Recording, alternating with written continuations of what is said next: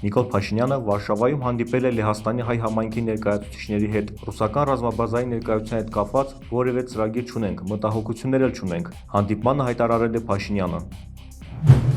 Կառավարությունը հաստատեց ակադեմիական քաղաքի զարգացման նոր հայեցակարգը։ Բուն շինարարական աշխատանքները նախատեսվում է մեկնարկել 2027 թվականին։ Որոշումն ընդունվել է կառավարության այսօրվա նիստում։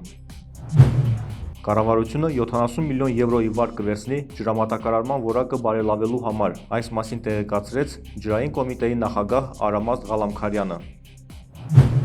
Փաշինյանը տարածել է կեղծ տեղեկություններ։ Հասնիֆոյի գրավոր հարցման ի պատասխան դատախազությունից հայտնել են, որ հայ առաքելական եկեղեցու օտարերկրյա ֆինանսավորման վերաբերյալ քրեական վարույթներ չկան։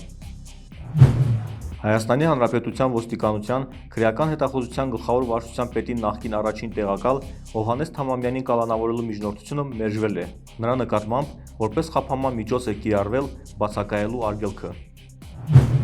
Թոշակները բարձրացնելու հայտարարությունից հետո պետբյուջեում փոփոխություն չի արվել։ Իշխանության վերարտադրման պարագայում նպաստները նորից կարող են կրճատվել։ Այս մասին ասաց Հայաքվե ազգային քաղաքացիական միավորման համակարգող Ավետիք Չալաբյանը։ Սևանա լճի բացարձակ նիշից ցածր հողամասերում ապամոնտաժվել է 65 շենք-շինություն, այդ թվում Արմեն Աշոտյանի եղբոր քոթեջը և Վովա Գասպարյանի տան հարակից շինությունը։ Այս մասին տեղեկացնում է դատախազությունը։ Քրեակատարողական հիմնարկում առողջական խնդիրներ ունեցող կալանավոր է մահացել, ում առողջական խնդիրների մասին բազմիցս բարձրաձայնվել էր։ Արդարադատության նախարար Սրփուի Գալյանը մեղավոր զգալու փոխարեն լրագրողին է մեղադրել և հորդորել հարցեր չտալ։ Ադրբեջանը չի մասնակցի Հայաստանում կայանալիք Եվրոպական քաղաքական համայնքի գագաթնաժողովին։ Այս մասին հայտարարել է Ադրբեջանի արտաքին գործերի նախարար Ջեյհուն Բայրամովը։